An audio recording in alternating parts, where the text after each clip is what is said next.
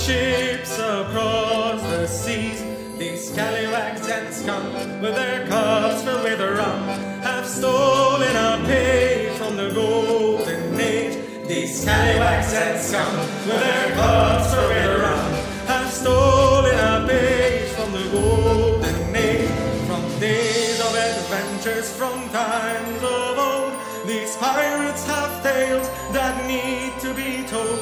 These scallywags and scum, with their cups filled with rum, have stolen our page from the golden age.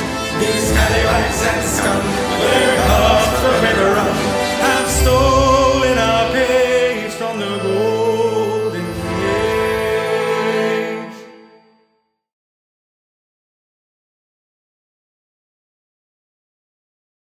Ladies and gentlemen, pirates of all ages, welcome to A Page from the Golden Age, a small web series where we will be tackling piracy across the 7 seas. In today's episode, we will be tackling the Golden Age of piracy itself.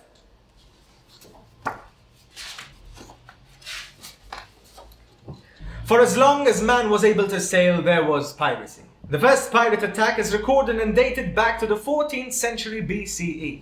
The act of piracy is the process by which a sea vessel is attacking, raiding and plundering another ship illegally. Now I say illegally as there was a time when being a privateer was the same as being a pirate, as long as you don't attack the ships of your employer, in most cases the crown.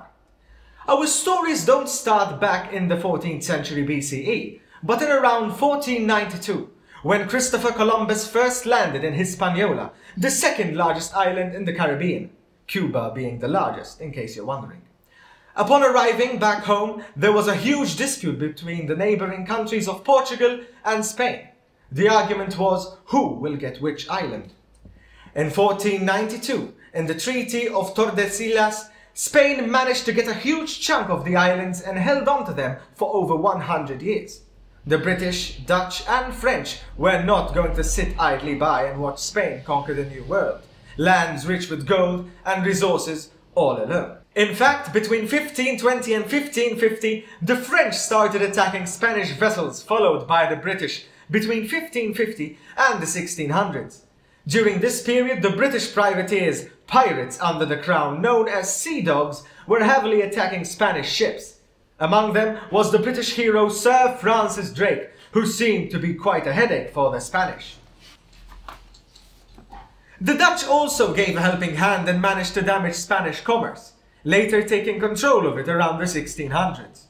It was around this time that groups of rebels, runaways, castaways, misfits and slaves started seeking refuge around the outskirts of the Hispaniola, who seemed to prefer living there than in civilized Europe, away from the law. These people were known as buccaneers. As they grew, the Spanish started to worry, so they cut off their main food supply. But this only fueled them to turn to the sea and start raiding. It was these buccaneers who became the privateers who worked for the Dutch, British and French. Later on, the English took Jamaica and many buccaneers moved there. This was a place where they can call home. Privateering was at its peak. In 1697, there was the Treaty of Ryswick, which put an end to all privateering. This meant that hundreds of men and crews were jobless. So they turned to piracy. They raised the black flag of death and showed no mercy. They took what they could for their own, not for the king or country. These were free men. In 1701, the War of Spanish Succession had started. This meant that pirates could once again find work. The war lasted until 1713, but as soon as it was over, these men had once again turned to piracy, due to lack of jobs offered by the crown. Woodes Rogers, an ex-pirate, came into play offering the king's pardons to pirates. He asked them to quit pirating and help build the British Isles in the Caribbean. Some accepted, but some didn't. Those who didn't headed out into the Indian Ocean, attacking North American and African coasts all the way up to Madagascar, plundering ships and basking in infamy. They started calling this the Pirate Round, and those who entered that zone were in danger of being attacked.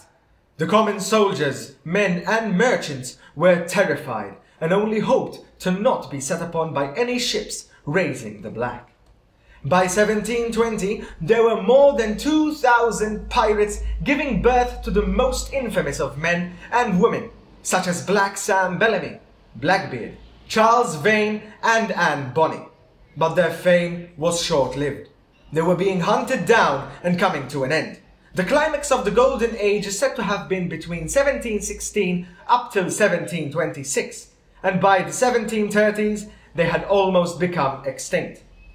But they never really left us. Till this very day we still have pirates roaming the seas, maybe not sailing on large galleys and swinging swords, but their black flag is still synonymous and iconized by popular media.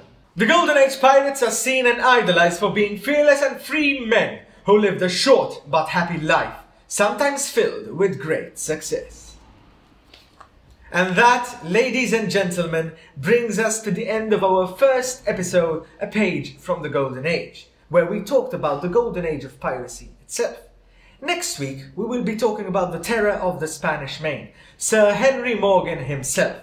Stay tuned, like our Facebook page and share our videos. See you next week, guys!